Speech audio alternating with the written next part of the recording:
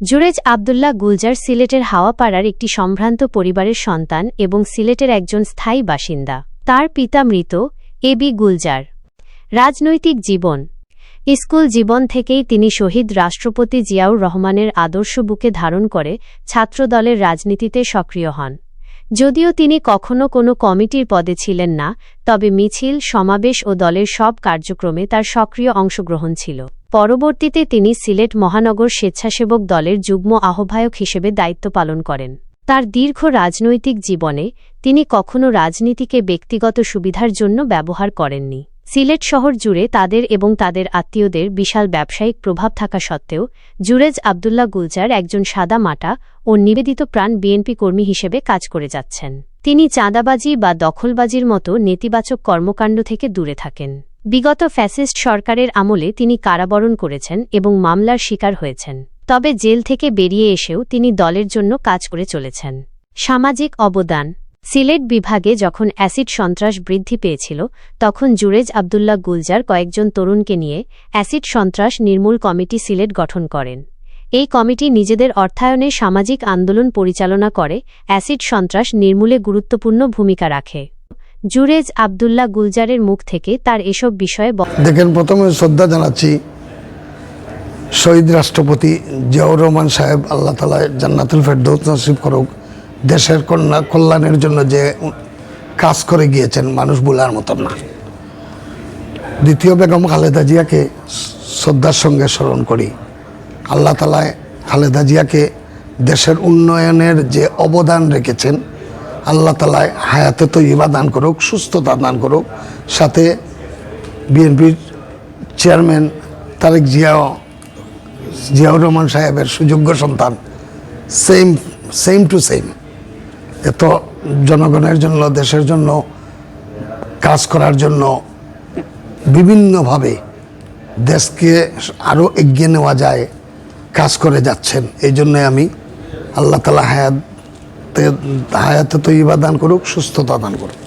দেখেন, এটা তো আসলে বিএনপি আমাদের ব্লাডি বিএনপি বলতে পারি, ব্লাডের সঙ্গে সম্পৃক্ত।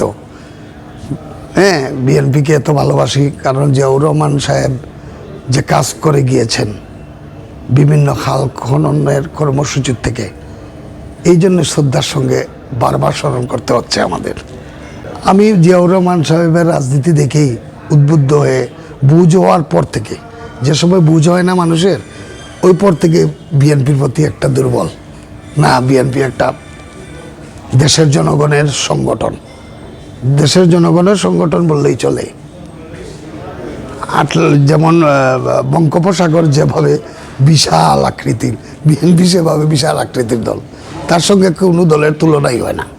আমি আসলাম, এই যে বললাম জিয়াউর রহমান সাহেব যে কাজ করে গিয়েছেন, বেগম খালেদা জিয়া 1991 সালে, সেই সময় আমরা তো অনেক ছোট ছিলাম।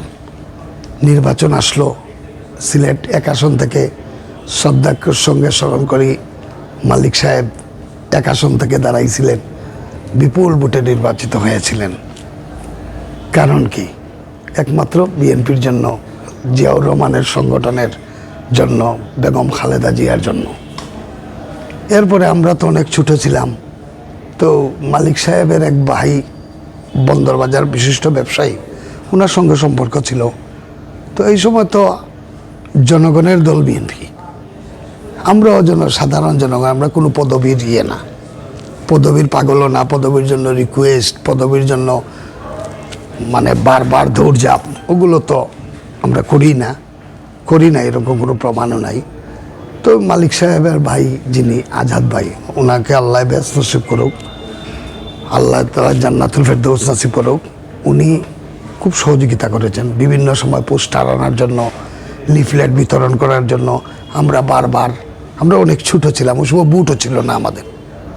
আমরা ওনার কথায় বারবার ওইখানে যেতাম, ওইখান থেকে পোস্টার আনতাম, লিফলেট আনতাম জনগণের দ্বারে দ্বারে পৌঁছানোর জন্য, বিএনপির জন্য। তো একমাত্র মালিক সাহেব নির্বাচিত হওয়ার পরে 19টা সিটের মধ্যে ঠিকই সিলেট 1 আসন মর্যাদাপূর্ণ সরকারি গঠন করেছেন। ওই সময় জাসদ যারা করতেন, বিশাল দল ছিল জাসদের অনেক, আমরা তো অনেক ছোটো, আমাদের এলাকায় জাসদের সবাই আসতেন যেতেন, উঠা বসা। ওই সময় আমরা ঠাট্টা করে বলতাম, আসেন কিছুদিনের ভিতরে দলে দলে দলে দলে জাসদ ব্যঙ্গে বিএনপিতে আসবেন ইনশাল্লাহ।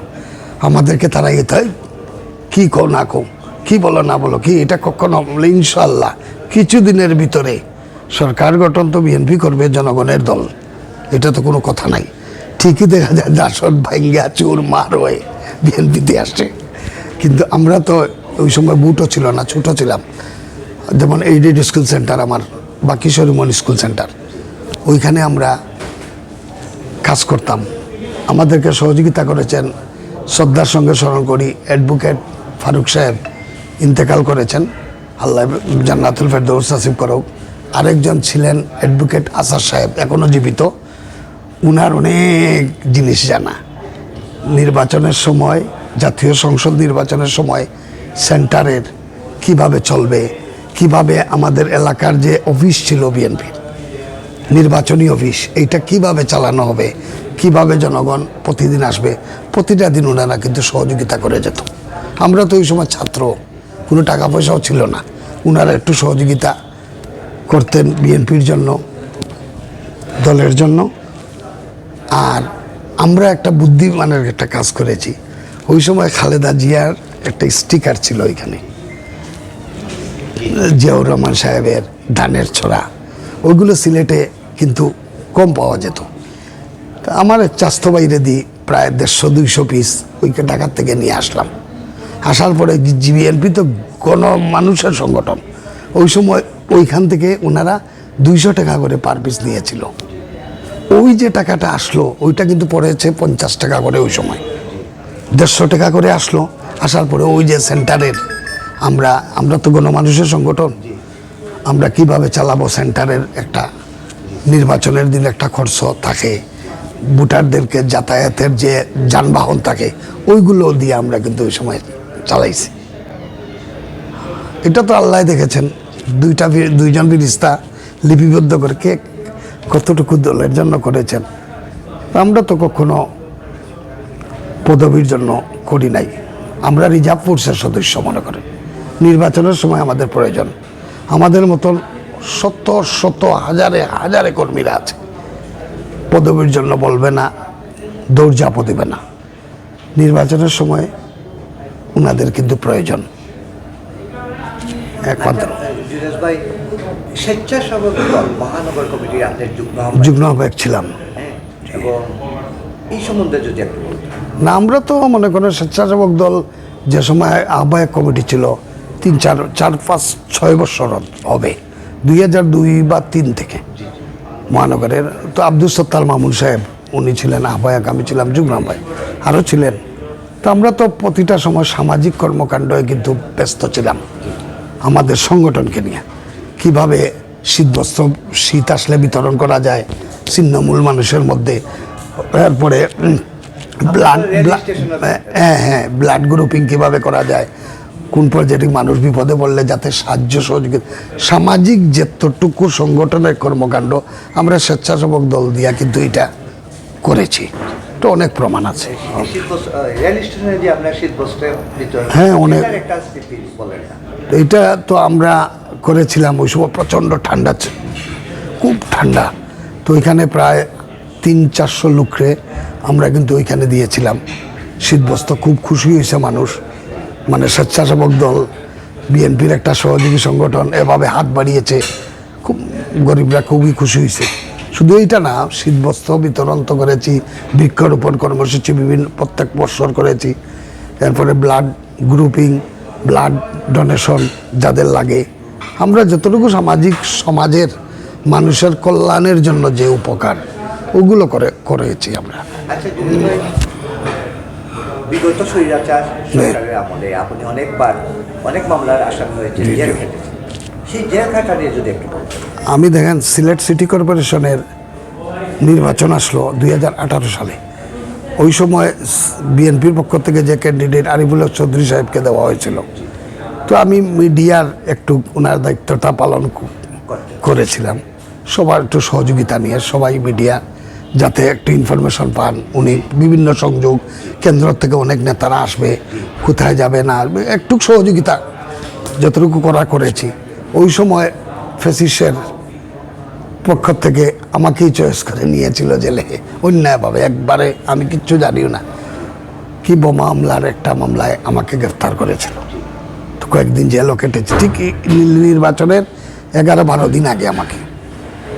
নির্বাচনের দিন আপনি জেলে বসে কি চেয়েছিলেন আল্লাহ? আমি আল্লাহর কাছে বলেছি, আল্লাহ অন্যায়ভাবে আমাকে নিয়েছে, তুমি তো একজন আছো, তুমি এটার বিচার করবা, তুমি এটার বিচার করবা, তুমি সব পারো, তুমি আসমান রে জমিন বানাতে পারো, জমিন রে আসমান বানাতে পারো, তুমি সর্বক্ষমতার অধিকার।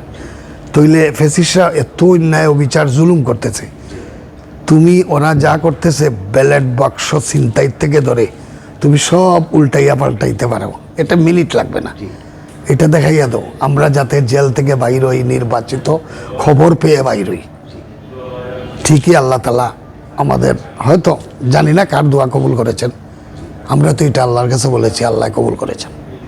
কবুল করে এবং ওদের বিচার যাতে হয়, যারা আমাদেরকে অন্যায়ভাবে জেলে ঢুকাইছে তাদেরও বিচার হয়। আল্লাহ তাআলা তো বিচার তো হয়ে গেল, হয়ে তো গেল বিচার।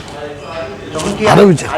আরিফুল হক চৌধুরী নির্বাচিত হয়েছিলেন? হ্যাঁ, 18 সালে নির্বাচিত হয়েছেন। হ্যাঁ, বিপুল ভোটে নির্বাচিত হয়েছে।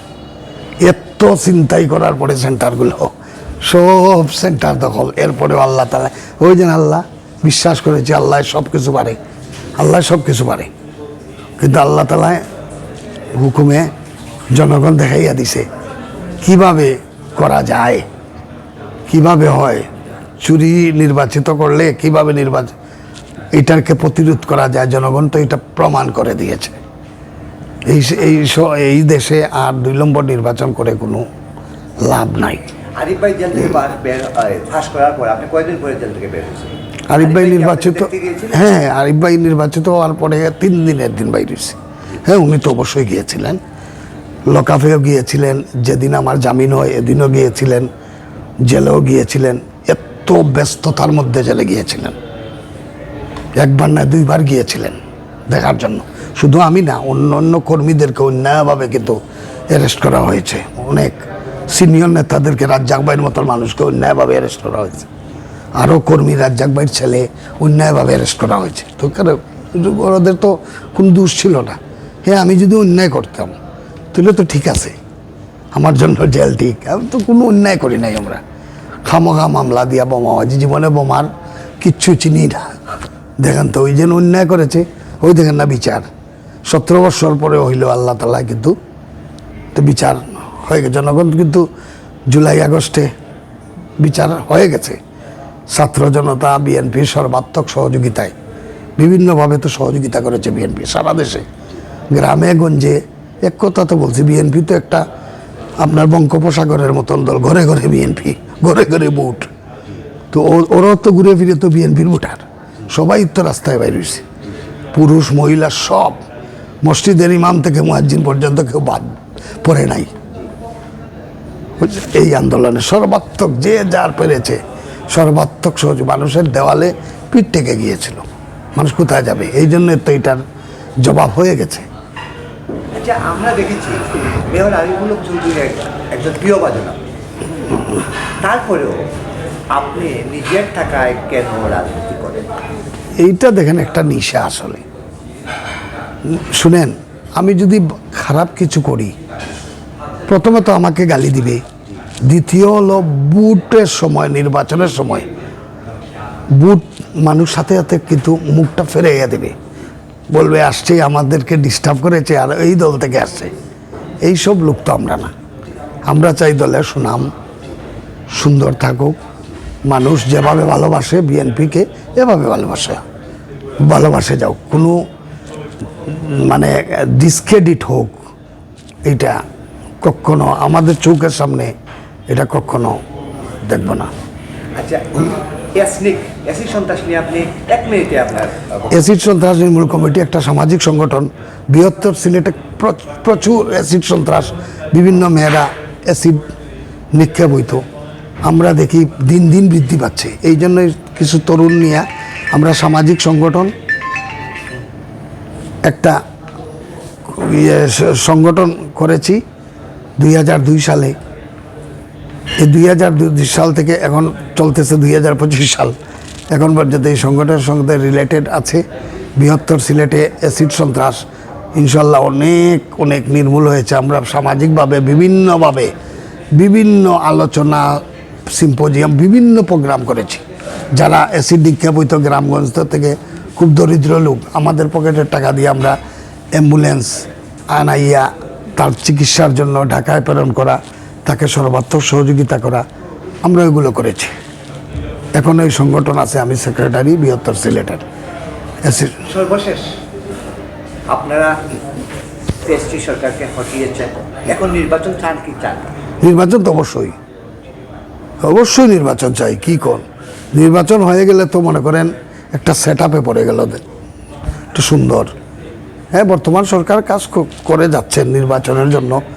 দ্রুত নির্বাচন দিলে একটা সুন্দরভাবে আরও দেশটা আরও এগিয়ে যায়, এইটাই সবার প্রত্যাশা। আপনাকে অশেষ ধন্যবাদ। আমাদের আপনাদেরকেও ধন্যবাদ। আপনারা